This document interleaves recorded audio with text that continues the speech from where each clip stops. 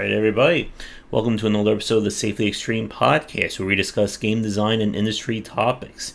This is for the week of August 29, 2021. We are almost out of the summer season, but we still have some amazing topics lined up. Joining me, as always, my co-host from Nexus Games, Sharky. Hello, everybody.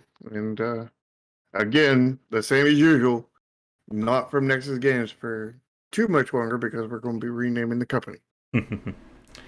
Alright. But the infinite rename. There we go. But for this week, this is considered, I guess, either part 2 or part 3 of our series talking about the not-so-secrets to success as a game developer. Last week, we wrapped up our mega list discussing about the importance of aesthetics in games, and we're going to be continuing things with starting off with marketing.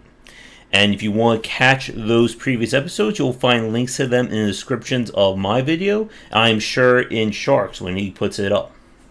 Yeah, I'll have to definitely put that up in the VOD. But we are, like I said, we're going to be starting with the idea of marketing. And this is something, again, that any one of the topics that we discuss for, probably going to be into a part 3, maybe even a part 4, could very well be standalone episodes, because they are very important when it comes to succeeding in the game industry. And marketing... Yeah, because this series of shows is an overview rather than a detailed explanation of all these things. I mean, we have detailed explanations of a lot of these things on our shows. Mm-hmm. Maybe after we finish this, maybe we'll go back and do detailed explanations of anything that we haven't done already. Yeah. And people will have suggestions of which ones for us to cover. Let us know. So, talking about the idea of like branding, why marketing matters. That for a lot of developers, I think this is an area where we see...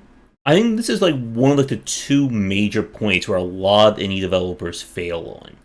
This idea that you have to do marketing for your game.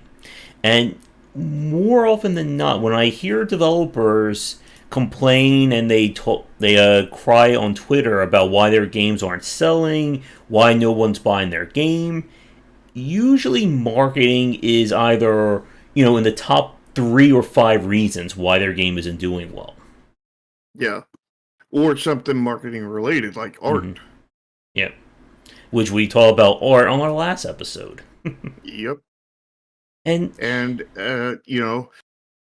marketing is often seen as something separate from game development. Mm-hmm. Something not a part of it, something that doesn't matter, or sometimes it matters, but it doesn't matter enough to be involved with the development until the very, very end. And the last thing you want to do is start marketing at the last second. Now then, we always talk about what you can see from the outside and what you can see from the inside of development of studios. And this is where marketing really is this vast contrast between outside and inside. Mm-hmm. Because from the outside, it does look like everything is just at the end, kind of thing, Yep. But like it's in reality, marketing starts from day one. Mm-hmm. And I also want to clarify what you just said there about a lot of people see marketing as something that starts at the end. This is something that we spoke about last time when it comes to understanding why a game succeeds and fails. And a lot of people assume that, a developer spends 5 years of their life making an amazing game, then they spend 1 month of marketing, and the game magically succeeds. No, it doesn't work like that. And as Shark said, you need to be considering and thinking about your marketing plans as early into the development as you can. Like, the second that you have something concrete and you start thinking to yourself, this is the game I want to make, you should start considering how you're going to promote that and let people know about it.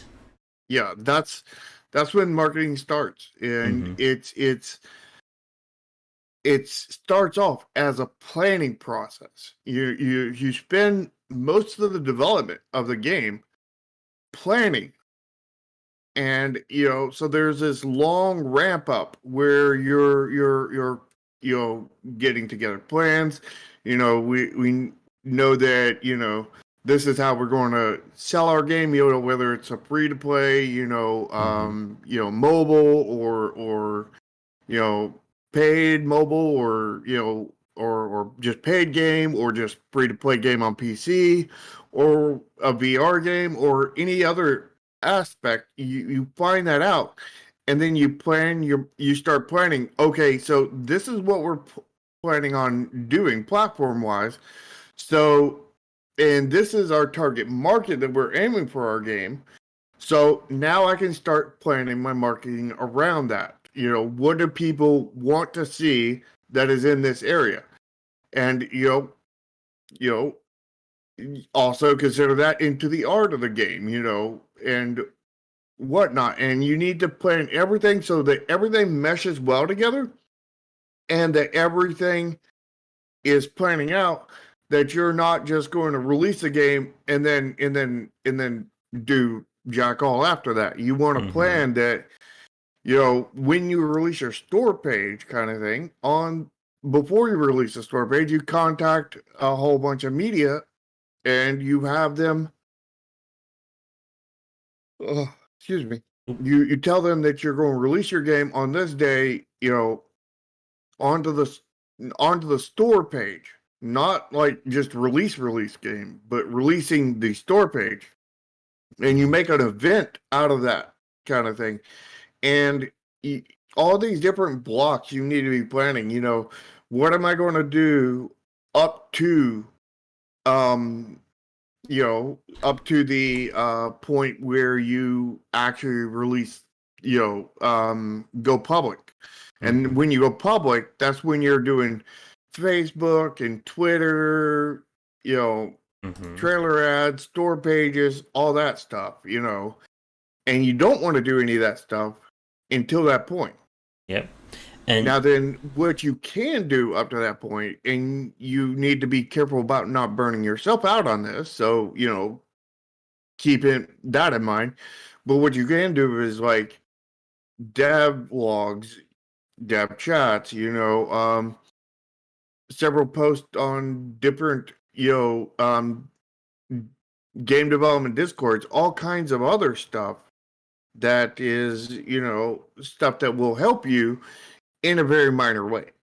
And those things, that's the reason why dealing with burnout on that kind of thing is key, because it's not going to gain you very much. So you definitely don't want to burn yourself out when you're doing it. So keep that to a relative minimum. And when I say a relative minimum, I mean something that you can handle easily without burning out. Because if you burn out, then you screwed up the most important part of your marketing campaign.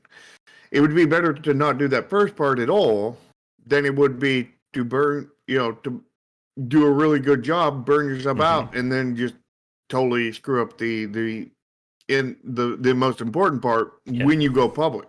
Yep, and there's two things that we need to talk about, and these are things that have come up that I see a lot of developers tend to screw up with when it comes to understanding the perception of marketing. The first one is that marketing is this like evil thing. It's something that only the slimy, the developers are trying to screw over consumers are trying to do, but my game is art, and I won't do any marketing whatsoever. And I hear this from a lot of first-time developers, students. I told everyone to start about when Ken and I, we were at a IGDA group, and like someone's like, I don't care if people pirate my game, I just want to make art. And we both kind of like looked at each other from across the room, in horror as we heard that story. And a lot of developers, again, you don't get into the game industry as a marketer. You get in the game industry because you want to make video games. But like Shark said a few minutes ago, skills that involve marketing, the PR side, that kind of thing, they're not directly related to game development, but they are a part of running and managing a studio. And if you don't look at it like that, then you are basically chopping off your game's success right at the kneecaps. And Yeah, and marketing is attached to all parts of the game. It's spiderweb throughout your game. mhm, So you can't just tack it on at the end. I mean, your public appearance will be at the end, but you mhm, can't just tack on the entire marketing campaign at the end because, again, you'll be kneecapping yourself. yep. And for a lot of developers out there, and you see this on like Facebook groups, Reddits, anywhere where developers are just kind of like, away from the public eye, they'll talk about how much they hate to do marketing. That, why do I want to publicize all my stuff? Why can't I just sit here and play video games? Or make them, I should say. And this goes at something that we've said before, a lot of these topics. If you yourself are either not comfortable, not good enough, or you just don't want to do them, hire somebody to do them. Because you need somebody who handles the PR, the community, that kind of thing, in your corner if you expect your game to succeed. Yeah, I know myself. I did not like marketing at the first. I couldn't stand it. But like I think a greater part of that was I just didn't understand it, Mm-hmm. you know. And I'm still very much learning myself, but like the the understanding that I gained helped me enjoy it kind of thing. Mm-hmm. And it is quite fascinating. Like I did always enjoy, managing my community and whatnot, but Mm-hmm. like, actual promoting and everything, I didn't enjoy that. But like over time, over learning how to do things, I'm enjoying it kind of thing. Like it's Mm-hmm. another fun aspect of game development if you can get into it.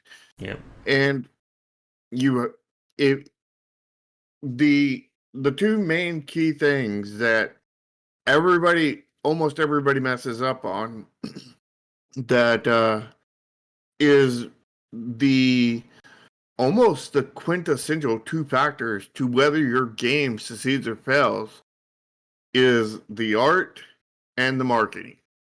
If your art and marketing are on point, then your game has a really good chance at succeeding. And Yep. we're talking about, not like 99%, but we're talking about like 20%, which is a lot better than what you would think otherwise, because Mm-hmm. most games have like, a fraction of a fraction of a fraction of a And percent.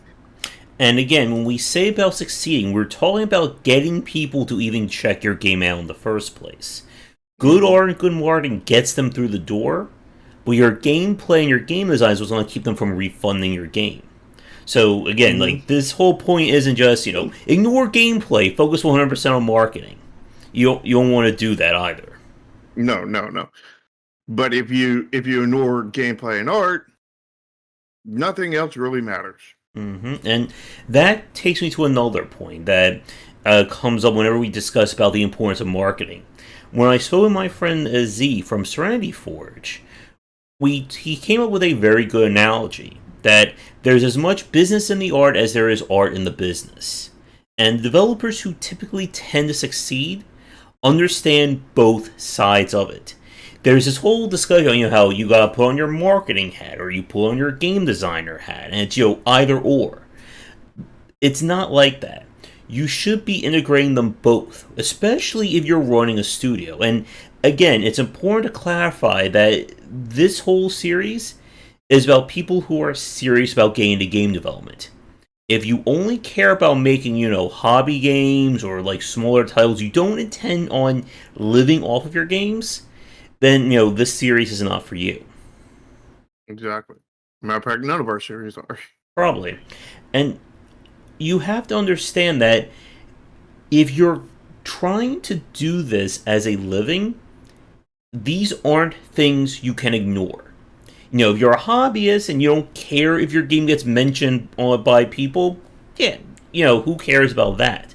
But if you are basing the livelihood of your home and your family off of your games, then you have to get into marketing or, again, hire somebody who can do this for you. There are a lot of developers who hire dedicated PR and community managers. It's their job to let people know about your game. And like we've said, this is an important part of game development. It's not a factor of your game design. That's, again, a whole nother study. But, community managers, PR people, they are worth their weight in gold at a studio level. Yeah. And you really need to invest in that gold, or else you're not going to have any gold when you release your game. Yep, and again, going back to what we said a few minutes ago, that there are a lot of people who assume marketing just happens when your game is done. You post a Twitter link, you make a post on Facebook, that's it, our marketing's all finished. But it doesn't work like that. So we've already mentioned, again, about, the high level of why you need this stuff, but what exactly do you do when it comes to marketing? And do you want to kick this off, Shark? Well, I mean, you need several things. You need a press kit first off, because press kit, you need that press kit before you release your store page. You need that press kit to contain all kinds of good screenshots, all kinds of good images, separate assets, stuff that YouTubers can take, parts of it and make a thumbnail out of, whether it's, the logo of the game, the logo of your company, this character, that character, this one background kind of thing. Whatever you can segment that would look good, segment it and put it out there as assets, for people to get, because you want them to create the best thumbnails for whatever media they're creating to endorse your game, whether it's a post on, I don't know, Gama Sutra, whether, or whatever they renamed to, and or it's a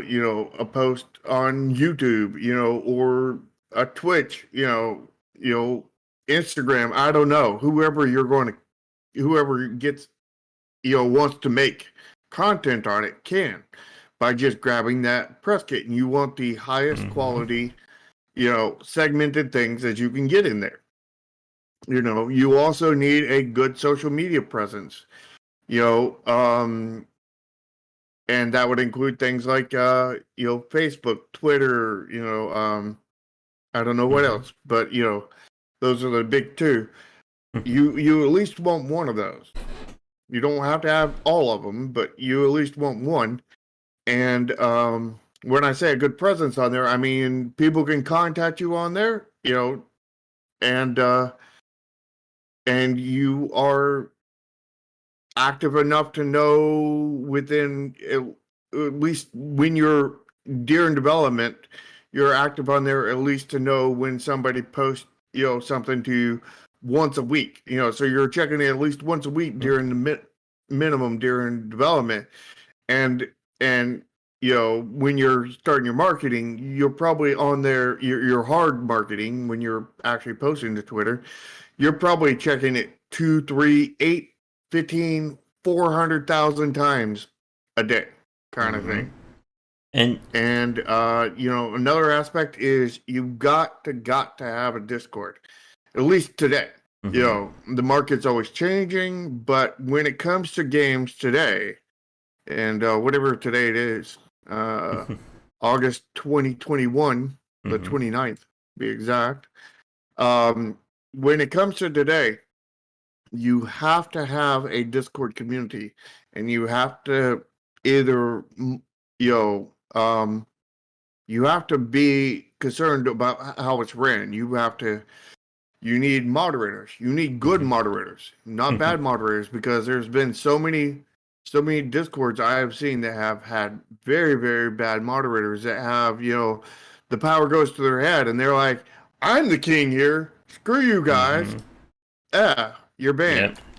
And you got to absolutely prevent from that happening. You got to make sure that you get some good responsible mods. Now, when I say responsible, that does not mean they do not mean like anything, because some of the most responsible mods will joke around, play around, meme up, and all kinds of other stuff. But what they will do is, or what they won't do is, they won't be heavy on the ban hammer. You don't want anybody heavy on the ban hammer, because your goal is to grow the community, not to have your mod shrink it. Yep. Now then, you want them to obviously get rid of anybody who's distinctly causing trouble and make sure that everything runs smoothly. But you got to be really careful about that. And same thing was with community managers and whatnot. And, I would encourage talking at least once a week. On one second, I just got the OBS kind of disconnected for a second. Alright. I think we're back. Hey guys, by the way.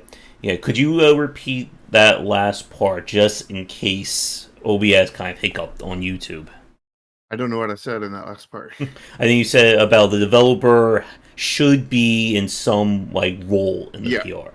Yeah, even if you're hiring for community manager and moderators or whatever, and you're not taking any of those roles, you should still be involved in the community. You should be posting there at least semi-regularly, at minimum once a week. You want to, even if the others are running it, you don't want this to be their Discord for you. You want it to be your Discord kind of thing. You want to have some interactions with the crowd.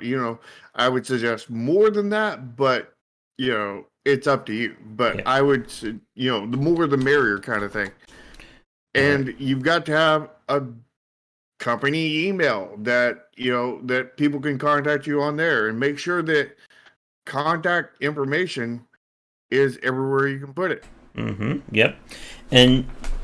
And that goes back again to what should be on your press kit. You need to have contact information. You need to have information about your studio. The thing about what we're talking about right now is that people need to find a way to get in touch with you. And while the Steam store page is something that we've spent a lot of time discussing is important, you still need some place outside of Steam for people to get in touch with you, be it on Twitter, a website, Facebook, whatever.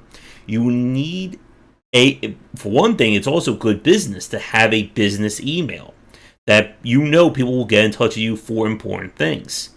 And again, like we've said many times before, this is not stuff that should be hidden. If somebody has to search to figure out how to find you, you are losing out on a lot of business. Yeah.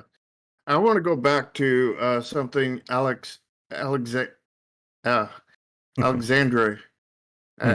totally messed that up, said in your chat. He said marketing and accessibility are only a multiplier. 0, too bad of a game, and 100 marketing, 100 times 100 accessibility equals multiplied failure.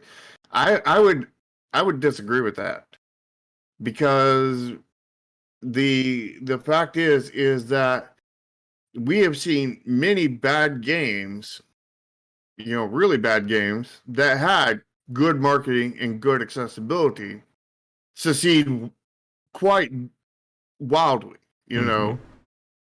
And PUBG is one of them. It had crap for marketing, it had crap for accessibility, but it succeeded very wildly until Fortnite came out with good marketing, good accessibility, and good art. Yeah. And don't forget Goat Simulator. Crushed. Yeah, don't forget games like Goat Simulator, Getting Over It. Even argue something like Five Nights at Freddy's. That for a lot of people, again, the perception of a game in a lot of ways can be more important than the quality of the game itself. Unless, of course, your branding is attached to that quality. Again, if you are Clay, Nintendo, Blizzard for some time, if that is a part of your identity, then you need to have that good gameplay. But again, if you already have that level of branding and awareness, then marketing doesn't really matter at that point. It doesn't matter as much. Like we've said, Nintendo You doesn't are the need marketing at that point. Yeah, you become part of that marketing, and that is the goal, or that is what you want to achieve as an indie developer. That you can just say, I'm with Clay, or I'm Red Hook Games, and that's it. That's the marketing that you need, or that's all you really need to do to get people excited. But to get to that point, it takes a lot of work. Not only that, it takes a mega successful game for that to happen. Yeah. So, I mean, they have a multiplicative effect on your game, but it's not a bad game is not zero, because I mean there are plenty of bad games out there that succeed very well. You can look at Lazy Bear games. I mean, I wouldn't say their games are bad, but I definitely would not say their games are good. They're inferior copies of the games they're copying. And but they nail the art, they nail the marketing, they nail all of it, all of that area, and they're really successful. And to a high degree.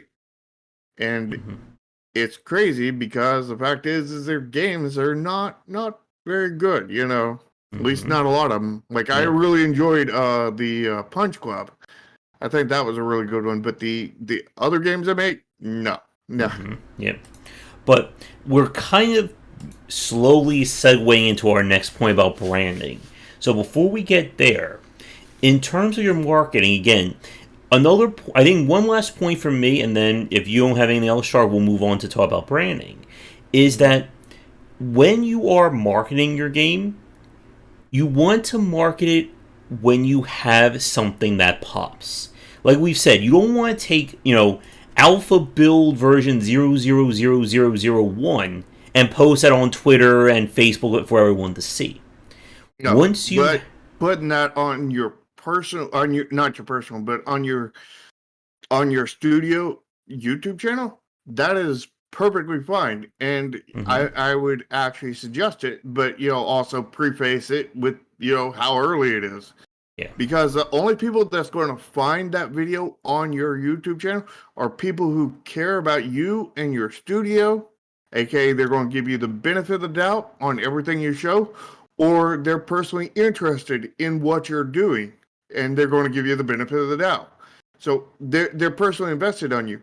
Now, when you post it on Twitter, any person that has no investment on you or Facebook can just find it and be like, what a joke. Why are they posting this crap? And you will permanently lose them forever. Yep. And again, it's important to understand that there's a difference between talking to developers with your game or about your game and talking to consumers about your game. And when we talk about accepting feedback and criticism later, that's going to come up in a very big way. And also, it's not just consumers, but people who are invested in you, because like you have normal consumers, and then you have consumers that are personally invested in something that you do, some aspect of what you're doing. So, and that makes all the difference. Yep. Yeah. And the challenge, though, again, like from Amir saying, is that it's very important to understand what you're showing people. Because if you show them the wrong information, or you show them, stuff that's never going to be in your game, it can be looked at as a betrayal. And I've seen games such as Hellsign that, they promise a lot for their version of the game, and none of that came to be. And a lot of people are very much burned on it. Same goes for, DF9, or Space-Based DF9 from Double Fine, and how that just blew up spectacularly in Double Fine's face when they promised like 3 years of content and they only had maybe like 3 months of their lists at the end of their early access. And Yeah, and what was that one you the first example you said? Hell Sign. Yeah, with Hellsign, the issue with Hellsign is when they go to make their next game, if they make a next game, assuming they didn't shut down over the first one, Mm-hmm. whatever promises they make, everybody's going to call them out on it. You know, Mm-hmm. They're going it's to work like at least 3 times as hard or harder to build back that trust. yeah, and some of that trust is never going to be able to earn back Mm-hmm. because it's they burned a lot of people with that. Yeah. And I think that is probably as good of a segue as we're going to get into talking about branding your company. Anything else regarding marketing before we move on? No, I think that's it. Okay. I mean, at least without going to a deep dive into it. Yeah. From an overview, I think that's it. Okay. So let's talk about branding because this is kind of the next layer. So you've released your game, you've done a good job, people like it. It's time to start considering what your company means.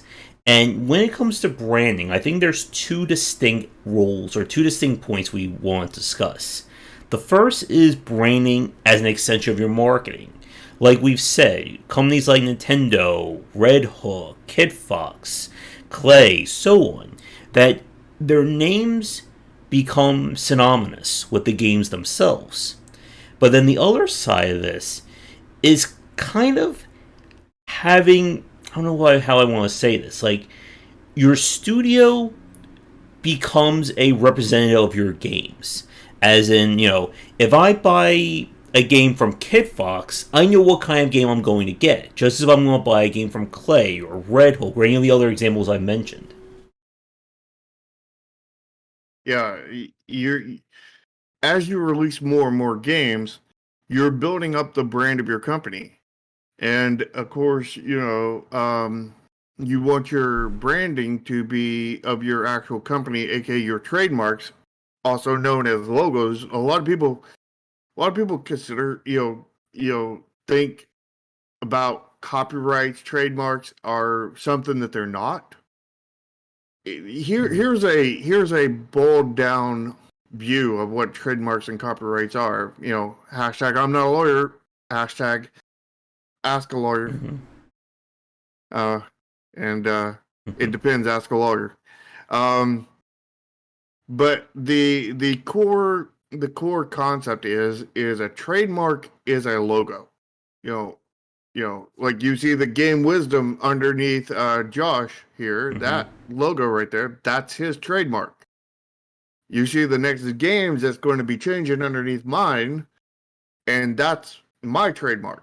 One Mm-hmm. of them. The shark is also, you know, one of my trademarks. Was the bird the word?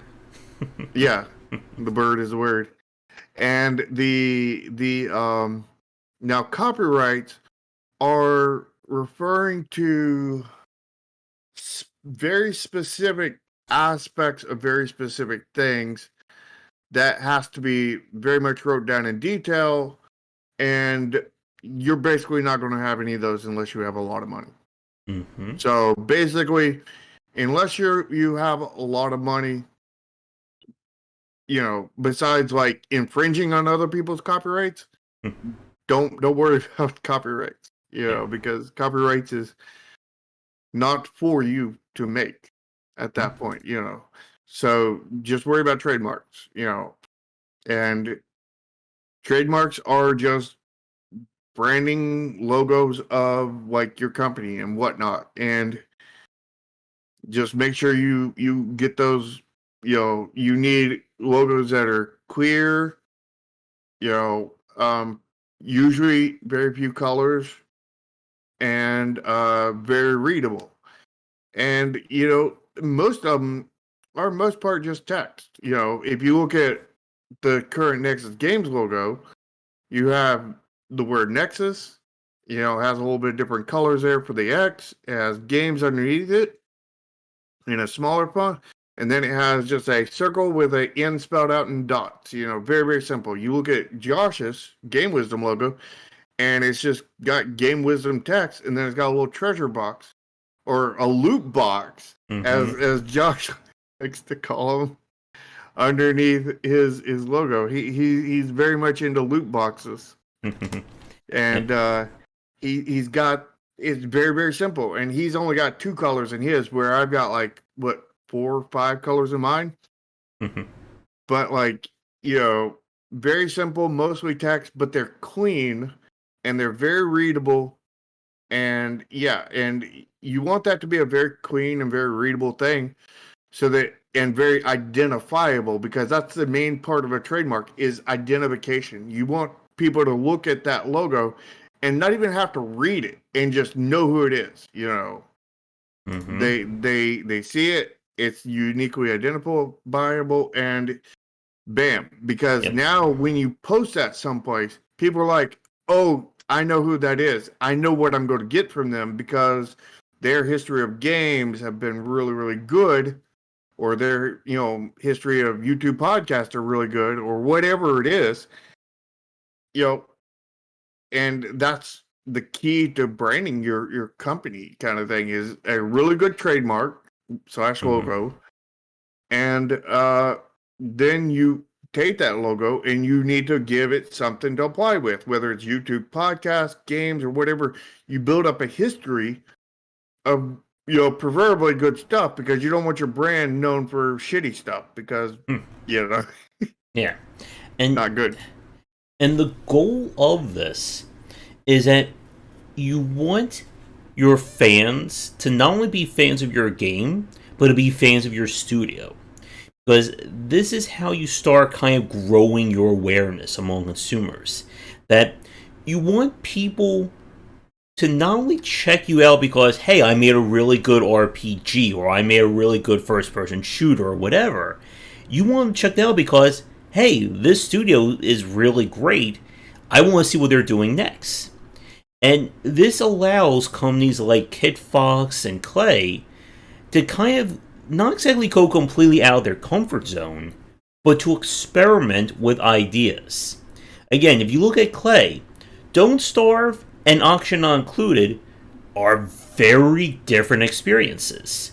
Just like Hot Lava and Invisible Ink or Mark of the Ninja. But it's not about saying that your fans are going to buy every one of your games sight unseen. If the first-person shooter fan is going to buy the visual novel game, and the visual novel game is going to buy the platformer game. But what you want them to do is say, hey, I enjoyed game A. Maybe I'll give game B a try, even though it's not my particular genre. But I trust this studio. Is that person going to be somebody who's going to, play that game 100% of the way? Probably not. But maybe. Yeah, you never know. But you may be able to get them to become a fan of that genre. Or more specifically, they may grow to like you even more. They may say, you know what? I may not be a first-person shooter fan, but I like your version of it. So then when you make another game that may not be in their particular genre, they may give that one a try as well.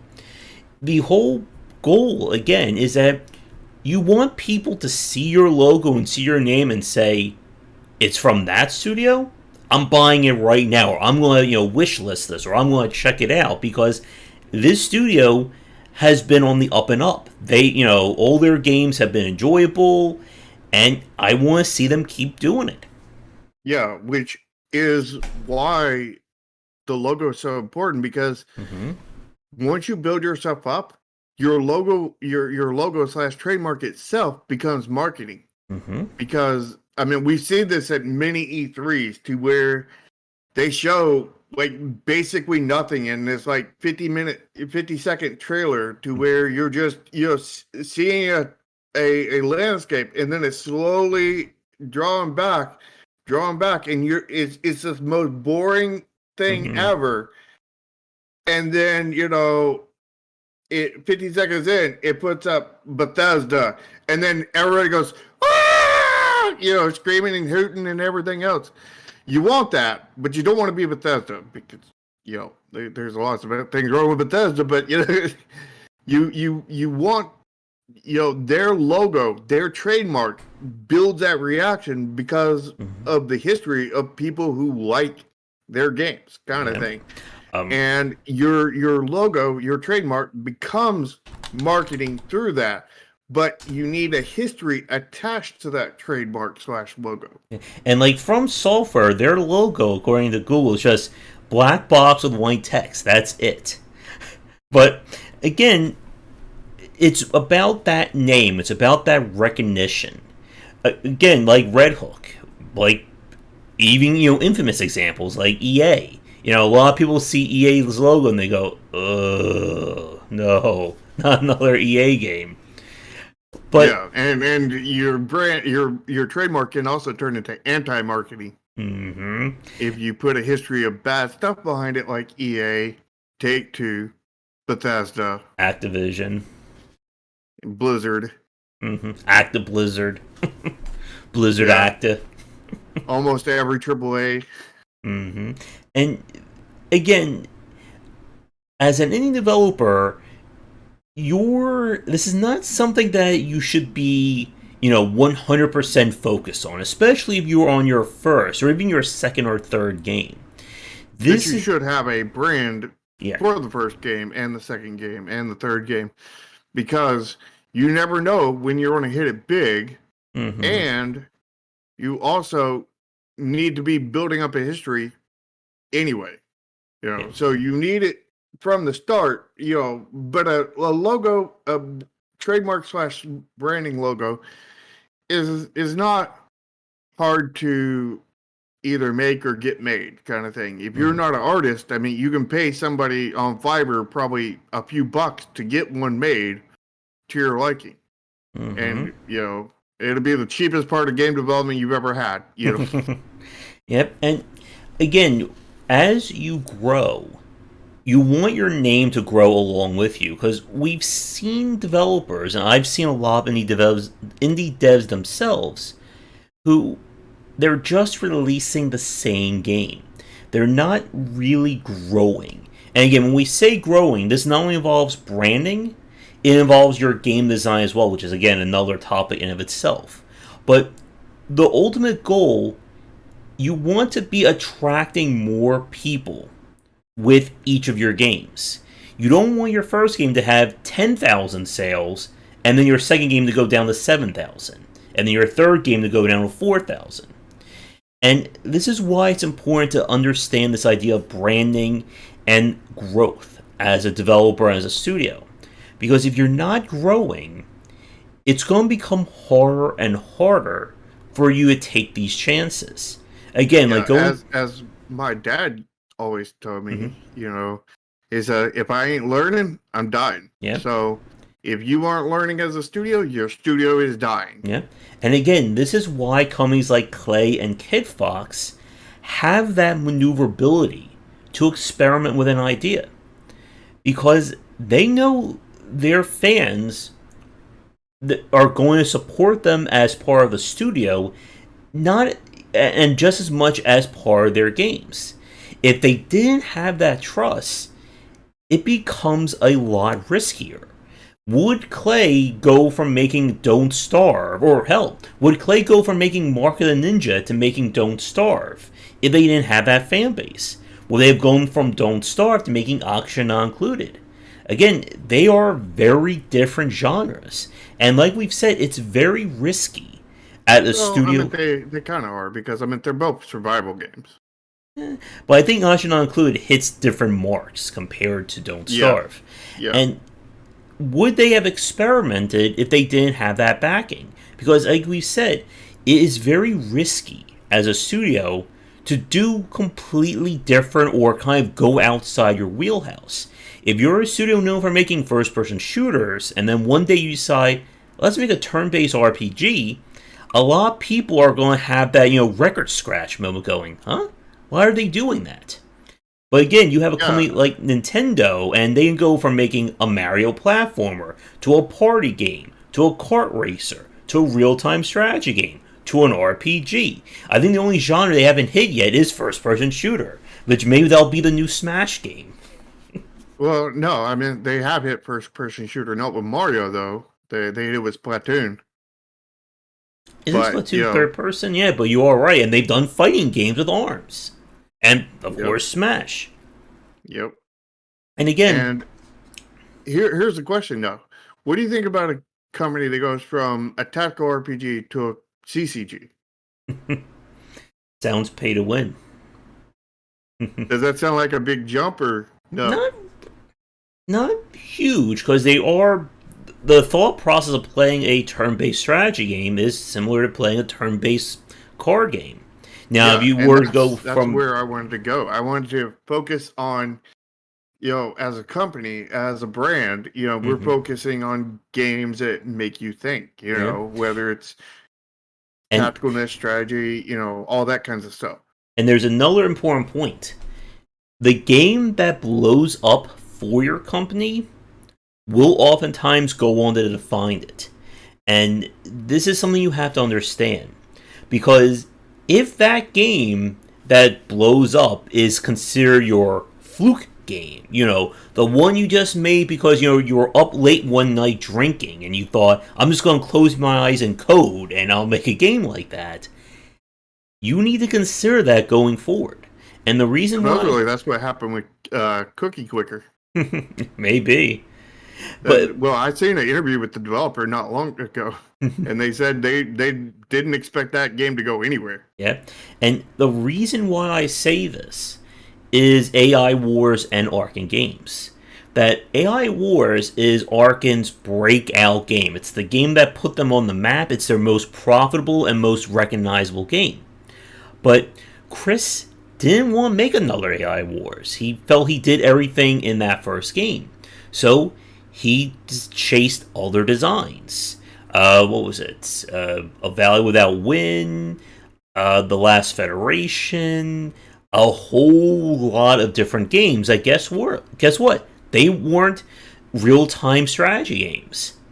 And the company nearly went bankrupt in the process because he never found the next game. He never found that game that you can say is either a direct evolution of AI Wars or is better than or equal to AI Wars. Yeah, Marketing is and advertising. Yeah. yep, Mm-hmm. it's one of those things where uh, I'm messing up analogies. I'm going to stop. But is there anything else you want to do with branding your company? Because I have the perfect transition into the next part. Let me think for a second. We talk about video games. We talk about what it means. I guess the only other thing is, when it comes to, again, like once you've hit that point in terms of your studio recognition, lead with it. If you are at Clay levels, Kit Fox, fingers crossed Nintendo levels at some point in your development studio's life, that should be the very first thing that you say. Even before what your game is. That once you've hit that level, your first step of marketing is, hey, we're the developers of game X or we're Studio Y. That's it. Like that's where you want to start. But again, it takes a lot of time, it takes a lot of successes, and again, most importantly, it takes growth. If you are still only averaging, let's say, 500 sales for each one of your games, you're not at that level where you can start with your studio. Yeah, which is almost exactly what I was going to lead into. Mm-hmm. Is your recognizability and whatnot, and how much you have sales wise for previous titles, and how noticeable your trademark slash brand is. How you built that up determines whether, when you make your store pages and your trailer for your store page, whether you should put your trademark slash branding slash logo at the beginning of your trailer or at the very end. Mm-hmm. If you're some unknown studio with like 500 sales on your last game, or even 1,000, 2,000, even like 8, 10, 20,000, do not put it at the beginning. Yeah. And Oh, and here's another bonus lesson. If one of your games did horribly, you probably don't want to mention that when you say, from the makers of so and so.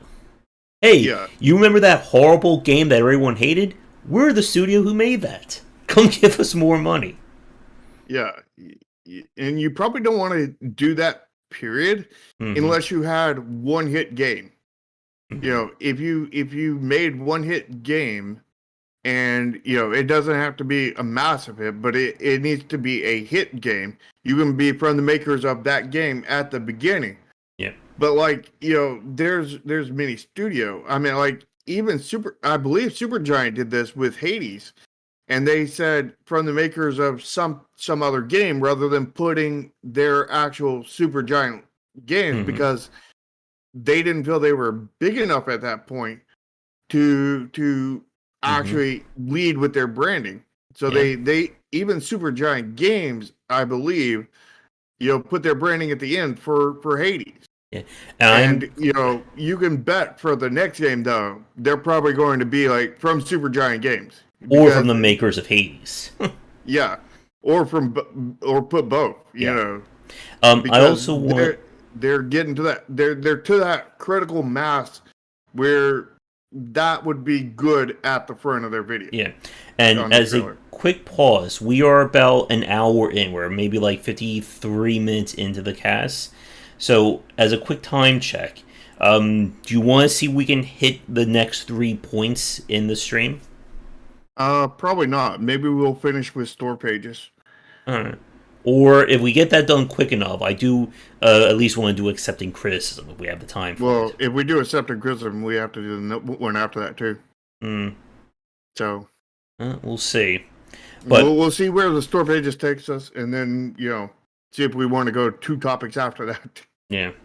All right. So, with that, let's move on and talk about store pages. Because the last two topics, branding your company and why marketing matters, all of this is very much intertwined. And your store page is its own unique beast when it comes to building your game's reputation and building its marketing. And It's again, also the most key part of your marketing strategy. Specifically, one part of your store page, the trailer, mhm. is the most important thing you'll ever do when it comes to marketing. Yep, and for those of you who don't know, we do a show every week where we try and review indie game store pages, indie inquiries. Which, for those of you watching this live on Sunday, we're going to try have another episode tomorrow around 4 p.m. ET. And when we review store pages, there is a huge line between bad, good, and even amazing store pages. And Mm-hmm. the point about this, I think it's important to clarify this for people watching, what we're talking about is not going to guarantee success for your game and your company. There is no such thing as a 100% guarantee. But Yeah. what we're doing is trying to mitigate those risks. We're trying to give your game the best possible chance at surviving. It's kind of like, do you go into the wilderness with a flashlight and wearing clothes, or do you go in the wilderness with a GPS, a ready to prepare tent, fire starters, and all that other great stuff? Or do you go into the wilderness butt naked with not a thing on you, which Mm-hmm. is what a lot of indie developers tend to do. Mm-hmm. And you can survive that way. Like we've said, it's Some people not. can. Yep. It's not 0 or 100%. It's more like maybe 2% and maybe 99%. And the thing is that developers who do everything right can fail, just as developers who do everything wrong can succeed. Mhm. But I don't know if I agree with your percentages, but yeah, it's it is very much a how hard are you going to make this on you, and the mm-hmm, harder you make it on you, the more dependent on luck you're going to be, because the fact mm-hmm, is you're by doing these things to make it quote unquote easier is not actually making it quote unquote easier. It's Mm-hmm. to succeed. What it's doing is it's taking out points where you would have to deal with luck, Mm-hmm.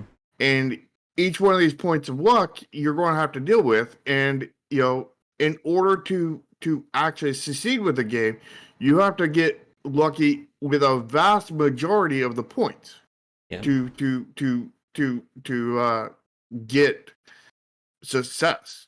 Mm-hmm. And And the way that do all your marketing and your store pages and all this other stuff is what you're doing is you're taking away points that are luck. Instead of having to be lucky that somebody likes your screenshots, put out a screenshot that everybody will like. yep. Instead of being lucky that somebody will hit your buy button despite having a horrible, horrible trailer, put out an amazing trailer that will blow their socks off And make them and want to buy make it. them press that Yeah. buy It button. This reminds me a lot of when I was talking to other Josh about doing more in terms of the presentation and the quality of the videos and the thumbnails here on Game Wisdom. And he had a really good point that for your fans, the marketing doesn't matter. They don't No. care, if your thumbnail is fancy. They don't care if your trailer is 20 seconds, 8 hours, just you sitting there, eating a sandwich. They're going to buy your game because they're your fans. It's what we said in the last section about branding, that when you are big enough, you are your own marketing. And your fans are going to come and support you regardless of anything else. The role of all of this is to get the people who aren't fans of you, or more specifically, aren't fans of you yet. This is why I do a lot more in terms of, tags on my YouTube videos. It's why I do try to do better with my thumbnails and have better titles. Because I want more people to find me. And a lot of the people, I know there's a lot of, relatively newcomers here in the chat as well, that once you find one of those videos of mine, you could become a fan. And then once you're a fan, my job in terms of branding and marketing kind of goes away specifically for you. It doesn't go away for the rest of the world. And Yeah. And you can make really shitty, thumbnails and branding and still get really lucky and have a really viral video that, tons of people watch and whatnot. But at the same time, you're depending so much on luck there.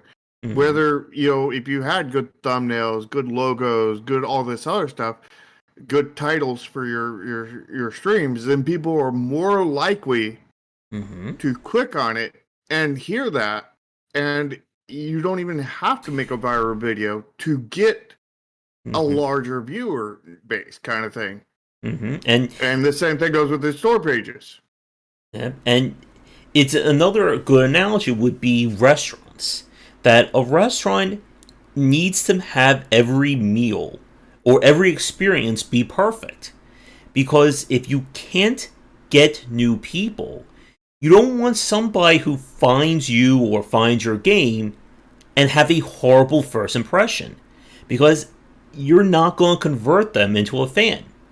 It's why I become very paranoid of, people finding my videos from like 3-4 years ago, and that's their first experience of mine. Because those videos are very rough. And that's especially just all the ones before I made you custom UIs and stuff for your streams and whatnot. And before I had when it's just a black background and yellow text.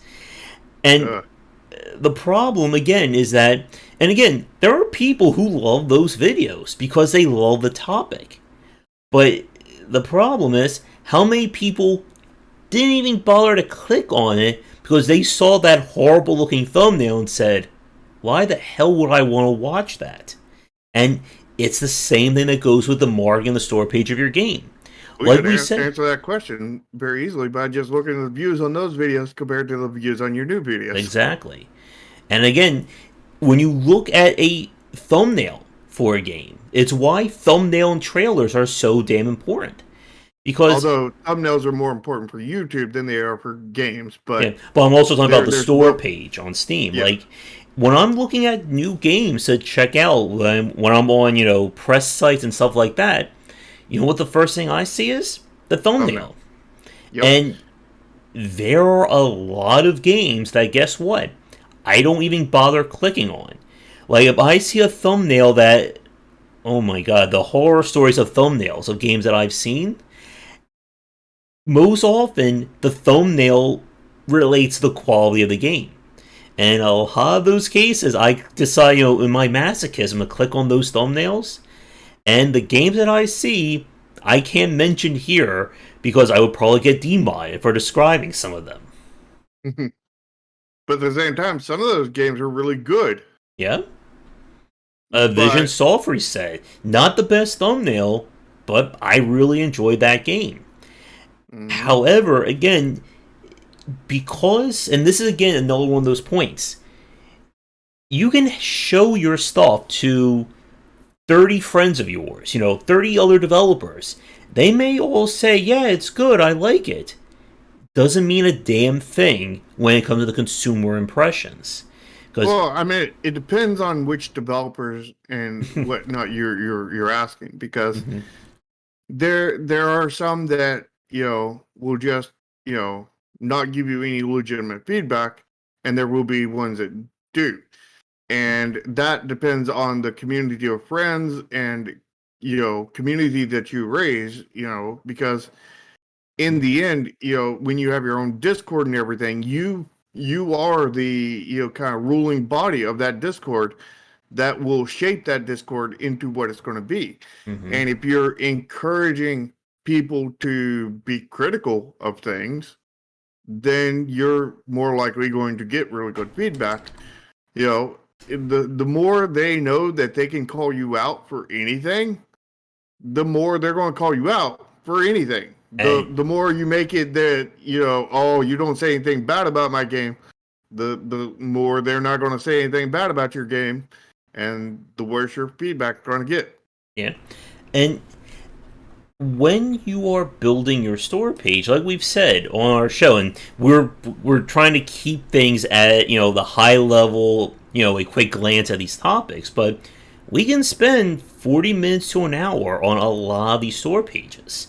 Going from the thumbnail to the trailer, screenshots about this game page, and your title card, and all of those elements have to be on point because for a lot of people, and like we just said a minute ago, there are people who will stumble on you maybe because of a really great screenshot you put on Twitter. Maybe they'll stumble upon you because they saw this very eye-catching thumbnail, on the new games on Steam. Or they may find you because, somebody linked this badass trailer they found and they're showing to all their friends. The point is that every aspect of your store page needs to be firing on all cylinders for your game to have the best chance at succeeding. Yeah, you want a best grade on everything if you can. Mm-hmm. But when it comes to what are the absolute keys, the number one absolute key is your trailer. Mm-hmm. If because everybody that is going to check out your game is going to see your trailer. And they'll learn to And see it off of Steam as well. Because yeah, they may get posted on Twitter, YouTube, Facebook, social media. It's going to get passed around. which is why you have to have a good call to action in there, telling them that the game is coming out on Steam or mobile or Or whatever platform. GOG, whatever.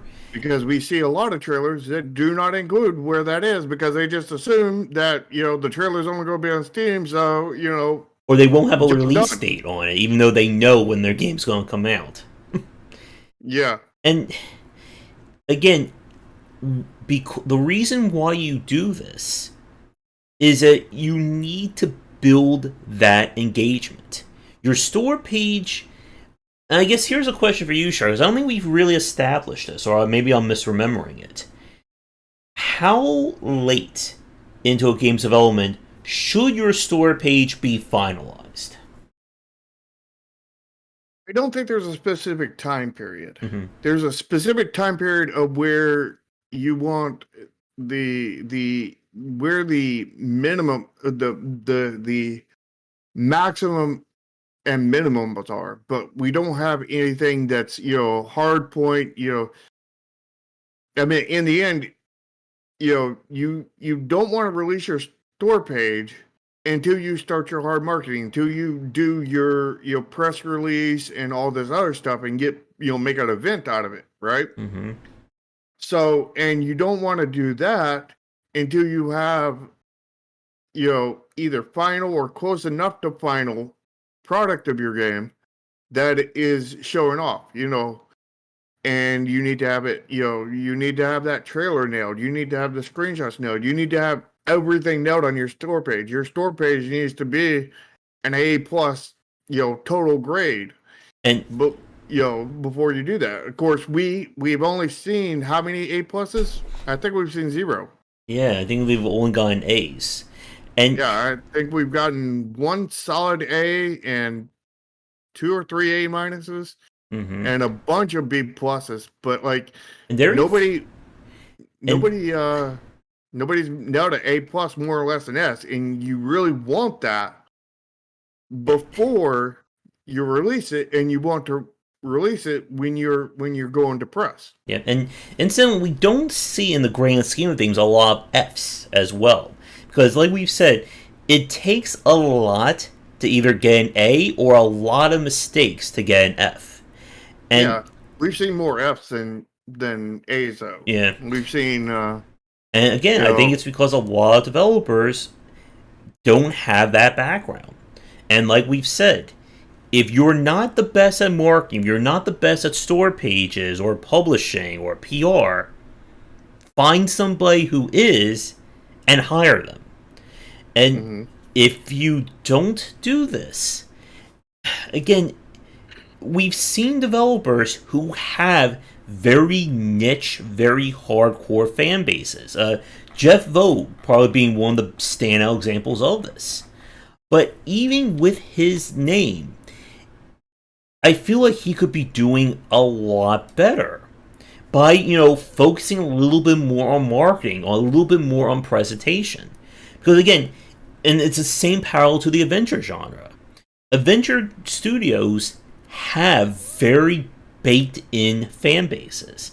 Somebody who's a fan of any one of Dave Gilbert's games from Watchet Eye, they're going to buy his next game, and the game after that. There is no need for marketing at that point for them. But getting new people, getting somebody who's never heard of Watchet Eye, who's never played an adventure game or one of the classic RPGs, that's another story.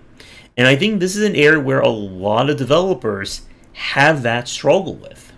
And also something we need to clarify with them is the only reason why they're able to do it that way is, number one, they started way back when the market was a completely different place. So don't expect to start now and create that fan base instantly with the same level of aesthetics and everything else they do, because it's not going to happen. Not unless you get so lucky where you get struck by lightning 3 times on the way to the store, buy a lotto ticket, get struck 3 times on the way back, get home, find a winning lotto ticket, and your game is succeed. And I mean, even with that said, like when I go to GeneForge 1's page from Spiderweb, that they're only sitting at 184 reviews right now. And that is not good. They have 239 sales total on Steam. Now again, you mean reviews? No, they have 239 sales according to Steam's tracker right here. Oh, well, that's not 100%, but yeah.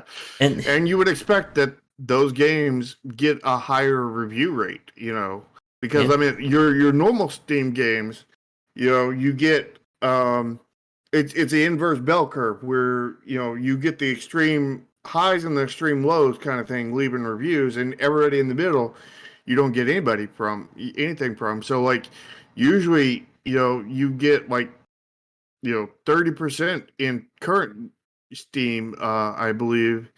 So 1 out of 3 out of every 10 people leave a review on your game. Where back in 2018, it was more like 1 out of 15. Where now Mm-hmm. it's 3 out of 10. But like the fact is Mm-hmm.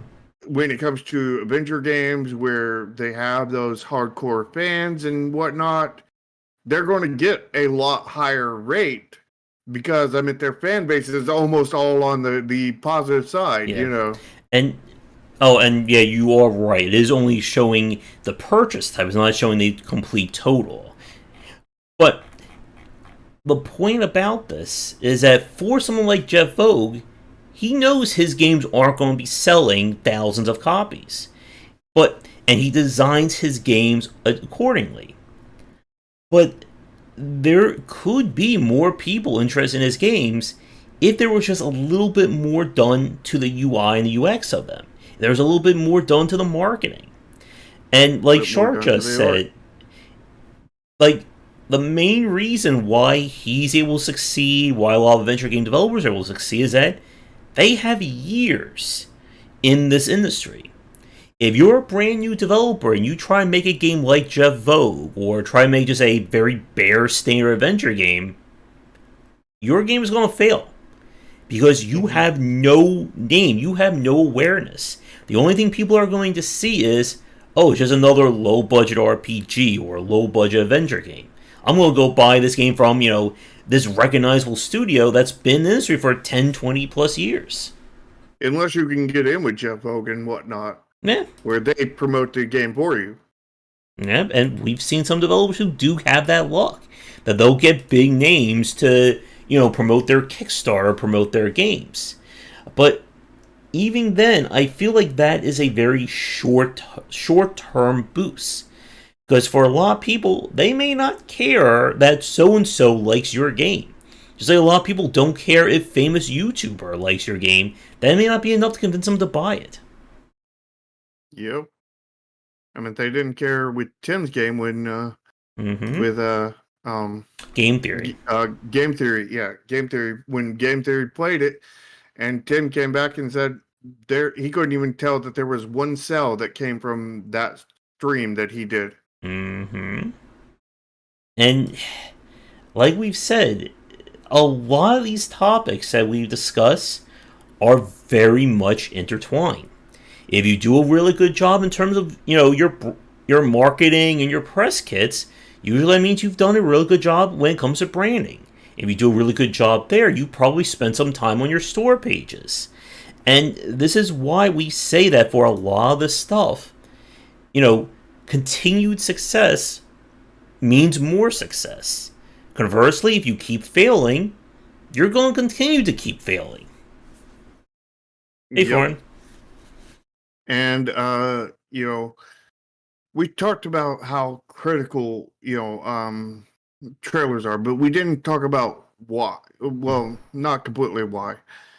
But the trailer is, again, we said that you should start planning your marketing from the beginning when we were talking about your marketing Mm-hmm. campaign. And part of that is that you're going to start planning your trailer from that first day. You're like, okay, this is a CCG. Let me look, or this is an RPG. This is a first person shooter. This is whatever, and let me examine and research trailers of those games and see what they did and start to get ideas of what I can do, kind of Mm-hmm. thing around that, to make the biggest spectacle that will show off your game to the maximum extent.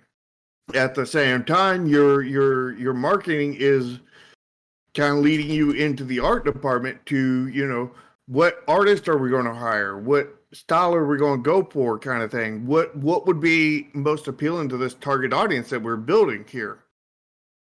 Mm-hmm. And you're kind of, marketing spans all throughout your game, despite people not thinking that. And you do that, and you're planning the trailer all the way through. And I've been working on my trailer since shortly after after we knew the art theme, which was probably when was that? That was probably about a week, probably like 2 or 3 weeks before Josh, you did that first video on it. Yeah, and but we've been working on that trailer. You know, we haven't actually started making the trailer, just planning processes. You know, done a little bit of storyboarding kind of thing. You know, all kinds of different things there, and preparing for that trailer. And how can we make it the most over the top, you know, insanity that will absolutely be like, I've got to buy this game. You know, how can we show everything off in the best light? How can we, you know, show off, you know, gameplay mechanics, you know, very limited number of them. How can we keep it to a short length? How can we add the most amount of polish? You know, what all can we do to this? And plan that out, and so that when we go to make it, it is as highest tier as we can possibly make it. The other part, the second part of your store page, that is the second most critical behind the trailer, which is, it's far down in the ranks behind trailer, but it's still worlds above everything else. And that is your thumbnail, which Josh talked about a little bit. And your thumbnail is not going to be important for everybody, but it is going to be important from places where they see that thumbnail first. You know, influencers, streamers, people who go onto press sites. Yeah, all your press sites. Anybody who's, you know, browsing through Steam or whatever marketplace you're selling your game on. If you're selling on the you know, iPhone or whatever, the Apple Marketplace, whatever they call that, you know, the Google Play Store, whatever page that is where your game is listed, you're going to see that thumbnail. And wherever you see that thumbnail, and that's the first thing you see, that's when it's going to be really critical. Now, if they're coming from Twitter or anywhere else, they're not going to see your thumbnail before they click on your game. They're going to see it after they click on your game, which at that point it's not important really at all. Yeah. But the thing is you don't want to kneecap yourself for everybody who's going to see it. You don't want a weak link in your store page, I think is the important point. Yep. And like we said a few minutes ago, that what Sark just said, that there are going to be people who will never even bother looking at your thumbnail. All they did was saw, you know, an amazing clip on YouTube, click the store page link, hopefully that's in the description, and buy your game. Somebody else may never even see your trailer. They may just be scrolling down, look at this badass thumbnail, click on that, go, okay, yeah, I'll look at that. The point, though, is you don't want one part of your store page to be kind of like the anchor that sinks the whole thing. And another thing that we didn't mention that it's important to say, well, actually two things. We didn't mention the About This Game section and the title card. But speaking, or like keeping in line with branding and marketing, your title card is very important. Because this is how the Steam algorithm is going to promote your game. Like I said a few minutes ago, success will often breed more success. And if your game does really well in its first week and you have all your tags and the algorithm likes you, well, Steam's going to start promoting it. Like, as an interesting point, I'm seeing more day one than week one. Yeah. As an interesting point, I'm seeing on the front page of Steam that Sprocket game. You know, the one that we reviewed like 2 weeks ago. That is mentioned on the front page of Steam right now. And that is a very big deal for them. And if your game does really well, guess what? Steam's going to continue to market it. It's why, you know, every time I look up a deck builder or an RPG or something along those lines, Slay the Spire shows up, or Dead Cells, or Hades. And if you don't do well, and if you don't have that immediate success, Steam's going to bury you.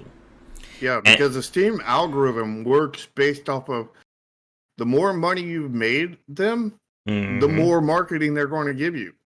That means that if you do not make good money on day one of your game's release, Steam's going to bury you. Yeah. And if you still don't make good money by week one, they're going to bury you even farther. They're going to dig that hole even deeper. And every time you don't make them a certain tier of money kind of thing, they're going to bury you deeper. But here's the thing, is they will also bury you before you even release based off of your wish list. If your wish list are not high enough, then they will bury you based off of that. So like there's multiple stages of burying, but like if your store page if your store page is all together like S plus kind of thing, then the fact is you're not going to get buried. Mm-hmm. And you're going to sell in wish list, you're going to sell in sales, you're going to sell in all this other stuff. You may also sell in refunds if your gameplay loop is not good, but like you're going to sell in these areas, which is going to have Steam promote you more or just bury you less kind of thing. The higher you can get. And when we do our reviews, so many people end up in the C range because C is average. You know, this is your average games. This is what people normally do kind of thing. In a year from now, if people watch our show and everybody's making S plus pages, then the current S plus pages will then become C pages. And it'd be a lot easier to get an F and way harder to get an S plus. But, not everybody watches our show. So, take that as your advantage watching our show and getting better sales than everybody else. And what we've seen again is that a lot of people or a lot of the companies, or when these games are released, that if they don't do immediately well, they're not going to get it anywhere near the amount of sales they could have. And this is again why I said at the start that a lot of indie developers really struggle when it comes to understanding why a game did good or poorly. And there was this whole stink on Twitter, and Kotaku picked it up about this developer who decided to quit because too many people refunded his game. But when we looked at the store page, and when I looked at kind of like the stuff surrounding this game, there were a lot of other issues going on with it. And, a lot of red flags. Yeah. And again, another thing you have to understand is that very rarely does somebody fail because of one thing. You didn't cross your T and dot your I, so your game fails. It doesn't really happen like that. More often than not, it's a cascading series of failings. What was that? It's cumulative effect. Yeah. That you screwed up one thing, so you probably screwed up another thing, and then another, and another. And like I said, it's why success breeds success and failure breeds failure here. That if your trailer looks horrible, a lot of people will probably assume, well, if the trailer is bad, probably your game is bad. And if your game is bad, you probably didn't do a lot in terms of marketing. And if you didn't do a lot in terms of marketing, probably didn't think about how important UI UX is. And we just see how so many of these little things will end up sinking a game. Yeah, but there is a few key aspects that will sink your game on their own, and your art aesthetics is one of those. Because you can have a solid game, you can have solid UI UX, you can not perfect but solid. You can have good marketing and all that stuff, but like if your art aesthetics is not on point, then you're no matter how much you edit your trailer and whatnot, your trailer is not going to be good. It may get a good grade from us because we don't judge based off our art aesthetics, but in the market, your trailer is going to be bad even though it got a good grade from us. You may get an S plus grade from us, which is very unlikely with art aesthetics that bad. You may get an A plus, but like that doesn't mean that it's an A plus for the market because your art aesthetics is not on point. And if you're which will make your trailer itself bad, even if all the points that we grade on is good, your overall for the marketplace would be bad because your art aesthetics is not on point. Mm-hmm. And, you know, that carries over into your thumbnail and other parts of your store page. And it also comes over to your Twitter post and everything else. Everybody who sees that, you know, the lack of art aesthetics kind of thing. And Mm-hmm. I don't mean you gotta have bad graphics. I don't mean that. I mean, you know, you just don't have graded graphics, you know. Yep. When we talk about like pixel art, that there is a very large difference between bad and amazing pixel art. We have seen hundreds, if not thousands, of examples of this over the last decade, and Yeah, it is hard. Again, good art is hard to do. It's why we pay artists to do it for us. yeah. And you look at my last game and art was the main reason why it failed, which caused the trailer and the store page and you know marketing as a whole to fail. Mm-hmm. And the thing is I mean that was not horrible looking pixel art that it had in that game. It was definitely not the best. I mean, how would you grade that pixel art, Josh, Mm, in Chromatia? let's see if I can find I really know fast. how I would grade it. Mm, I thought it was okay. It didn't really like stand out to me. I've seen again worse examples of pixel art, Yeah, but it didn't do any that. I would consider it meh or subpar kind of thing. Yeah, like maybe average below average. I think not horrible, but not anything that would be like catches my eye and I stop and look at it. Kind of. Yeah, and the fact is average art, you know, or slightly subpar art Hmm. is something that will 100% kill your game. You know, Unless again that you do an amazing job everywhere else in terms of marketing it, but. well, the thing is when your art aesthetics is off, Hmm. nobody's going to listen to you when you market. Yeah. And again, it's very hard. It's why a lot of people don't succeed in the game industry. Yep, And and again, it's not bad art. You know, we also had a similar instance with Rat's Tail. You know, where his art was better than Chromasia's art. mhm, You know, and but it was not. It was how would you rate his art? You know, it's very slightly retro. above average. Yeah, it's solid pixel art, but you put that next to something like Owlboy, or the games from Locomilito, or any of the like very amazing examples that we've seen, like during looking at the Summer Festival or the Gamescom Festival. And people expect more these days. They expect more in every genre. And if you Uh, can't convey that to people, they're not going to be interested in your game. Resto's game was what? Candy Raid the Factory, I think. Yeah, I was going to call it Candy Factory, and I was like, no, that's not right. And But like, you know, his, you know, the fact is while his art was not bad, neither was mine. The fact is when you compare it to the market, you know, mhm, the games that succeed in the market, it was bad by comparison, and yeah, that's where you get killed, kind of thing. You know, this is why you have to read the decent, market.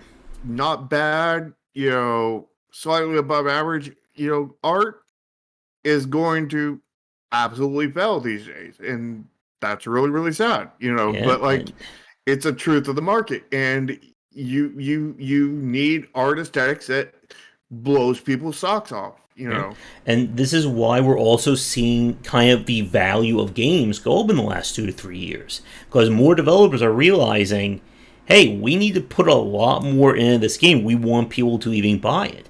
And when we do that, we can raise that price up. It's why the we average have price to on, raise the price up to be able to afford to do of it. course, it's why the average price today is like 19.99 to 24.99, when 4 years ago it was maybe 9.99 to 14.99. And Yeah, it's like good. It's good. four, 3 or 4 years ago in the normal price of an indie game was $15. Mm-hmm. And right now, and what we're talking about is the normal bottom level price. Mm-hmm. And this is what basically all indie games sell for, kind of thing. That or more, kind of thing, was $15, $14.99 to be exact. And now what we're seeing is that's going up to $19.99 or $20. Mm-hmm. And that's the market evolving, and kind of thing. And I know that right now, if I see a game that is cheaper than $14.99, I ask myself, what is wrong with this game? Mm-hmm. And again, that's the good and the bad. It's good because it means that you can put more into your games. Conversely, for developers who are trying to make, very quick, very rapid fire kind of releases, it's going to be hell for them. Because why should I buy your game for $1.99? I mean, it may give you can argue, well, it gives you 30 minutes of entertainment. But why would I want that when I have all these games at $15.99 that can give me hours of amazing entertainment, or $19.99? And why would I pay $5 for or $2 for something, $5, some small amount of money for 30 minutes or an hour worth of entertainment, when I could spend 3 times that, again, maybe for 15, like 3 20 times the 15, and get 20 to 80 times the amount of value out of it, and it looks better in the process. And this is why, kind of like what we've said over the course of this part, you need to understand marketing. You need to understand the market, because if you don't, then you're not going to make something competitively viable or commercially viable with everything else out there. And going back to the point about marketing, a lot of developers, again, assume that you just make a good game and that's it. I've heard, and how many developers have we seen copy FTL, or Darkest Dungeon, or Stardew, or Fortnite, and they don't understand that the market has changed. That used to be true. Like back in 2010, something like that. Yeah. Because back then, Steam was not overcrowded, and you would just make a good game and it would succeed. Where now, the market is flooded. There are games everywhere, and Steam has not curated anything. So, the market is full of bad games. And if your game looks like it could be one of those bad games, then your game gets assumed that it is one of those bad games. Therefore, your game is bad before anybody plays it. Yep. And even if it's a good game. And this is why, like when I spoke with Rami Ishmael, that he said that if he tried to do any of Lambert's hits today, he would have failed. Because that's not where the market is anymore. And if you want to be commercially viable, you have to understand what consumers expect out of your game. Again, with pixel art, if your game looks like a worse version of a 1989 Nintendo game, people don't want to see that anymore. You may get a few people, you may get that super hardcore rabid fan base, but you're not going to get the wider market. And I really hope. Here's the thing: even if it looks equally as good as a Mario game, same thing. And again, even if it looks slightly better than the Nintendo game, I hope that same issue. I hope that you didn't invest, 5 years of your livelihood into that game. Again, Spiderweb can get away with this because, one, they have their name recognition, and I know Jeff has said that he makes his games as cheaply as possible. He doesn't put in anything that would balloon that cost or make it hard to earn back that revenue. It works for him. Part of that reason is because of the market size he's got, because he knows that he's only going to make so much money with his games the way they're being made right now. I mean, he could certainly take a chance. He could try and make a game that's, BioWare adjacent in terms of, quality and aesthetics. But if that game fails, that could kill his studio. That could ruin everything. That would probably definitely kill it. Mm-hmm. And see, the thing he needs to learn is he needs Bioware magic. Mm-hmm. And once he has Bioware magic, everything will succeed. Of course. And again, it's important again to grow. That if you want more people to play your games, you need to be putting in more effort. You need to be showing people that there is this sense of progression in terms of the quality of your games. It shouldn't just be this. Flatline. Yep. And like you know what flatlines are in medical terms. Mm-hmm. Like a Soldak, they make some incredibly complicated ARPGs, but they are very poor in terms of aesthetics and getting new people to play them. And it is tough. We just say, just make better art. That could be part 3, 30 seconds. If you want to succeed, just do good art. That's all you need. That'll be the whole talk. Yeah. But we are over an hour and a half for sure. So I don't think I want to get into play testing and criticism yet, because I think these three, I think this is a good kind of flow for these three right now. Yep. So I think there's definitely going to be a couple more parts. Probably at least part 4, maybe even a part 5 at this rate. And keep in mind, we still have the other one after that. Which one is that? You remember how we started up the series that it was going to be 3 things? Mm-hmm. 3 parts, and then this middle part is expanded into a bunch of parts? Yeah. But we still have that 3rd part. Yeah. After we finish this list. Oh, goody. Well, at least we're good on topics for a short while. So, anything that we didn't touch on when it comes to the store page that you want to end on, Shark?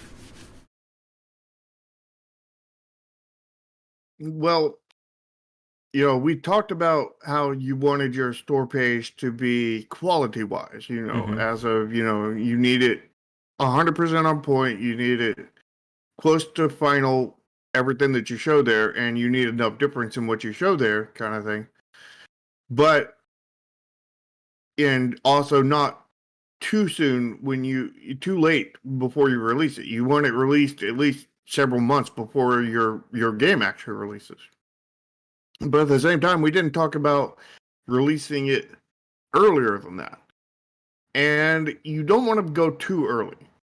You even if the quality is there, I don't think you want to go more than, a year and a half before you actually release a game, kind of thing.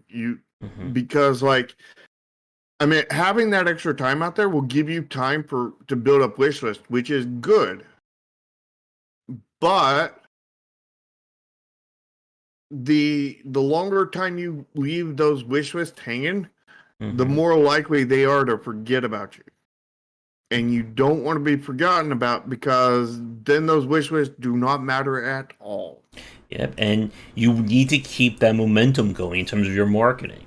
That once you kind of get into the full swing of things, you can't stop with it. Again, I always go back to Red Hook Games and Darkest Dungeon, that they are showing a lot. They show very frequently new concept art, new art of their characters. They've been doing interviews. They're keeping things going in terms of their marketing. And this is how you keep that engagement up. Again, marketing is not just, hey, I have a new game coming out in 2 years, and that's the only tweet you ever make about it. People want to keep excited about it. And if you fail, they're not going to come back.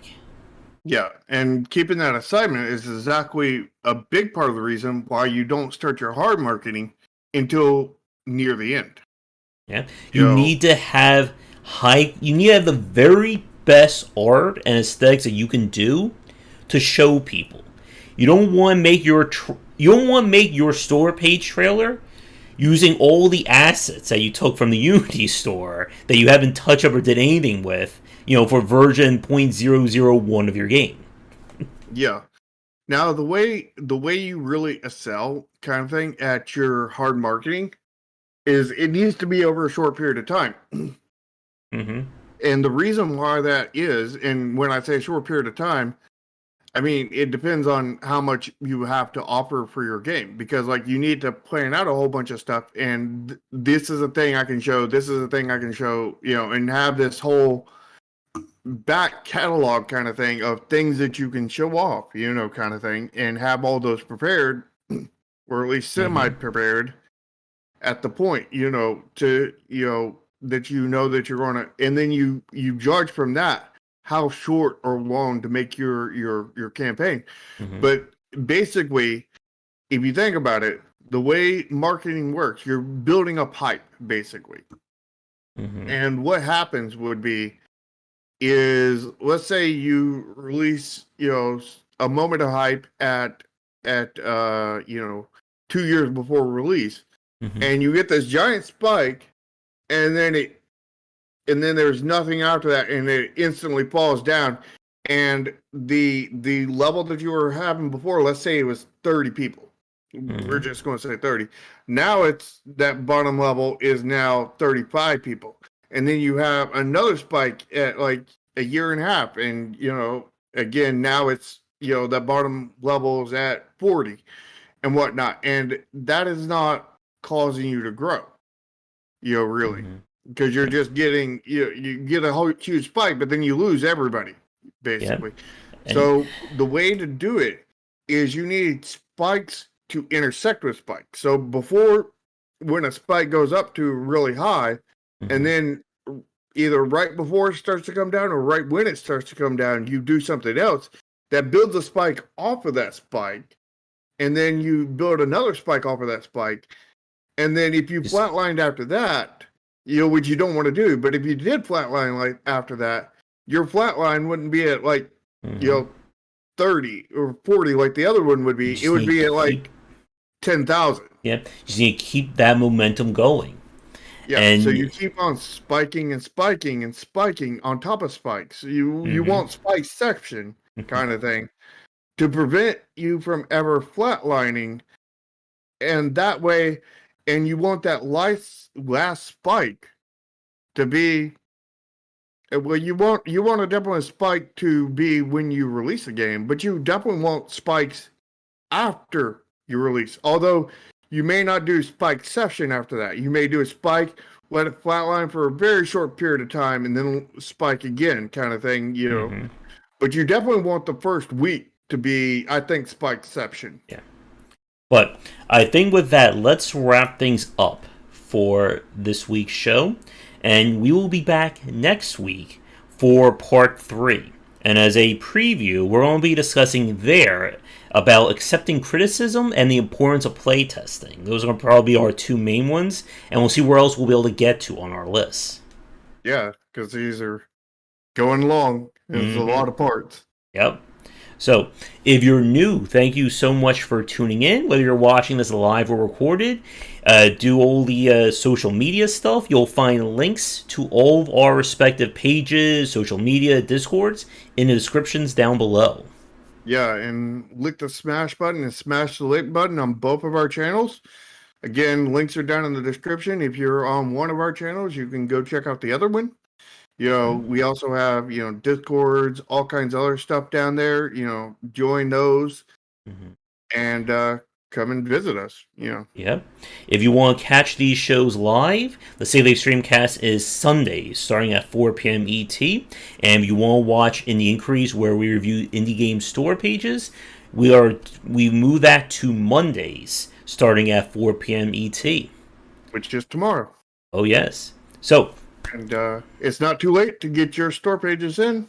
So, we're always accepting them. So, contact us on Discord, Twitter, wherever, and send us your store page, because you now know how critical store pages are. So, come to us, have us review your store pages and see where you score at, see where you need improvement at, and learn how to make that critical part better for yourself. Yep.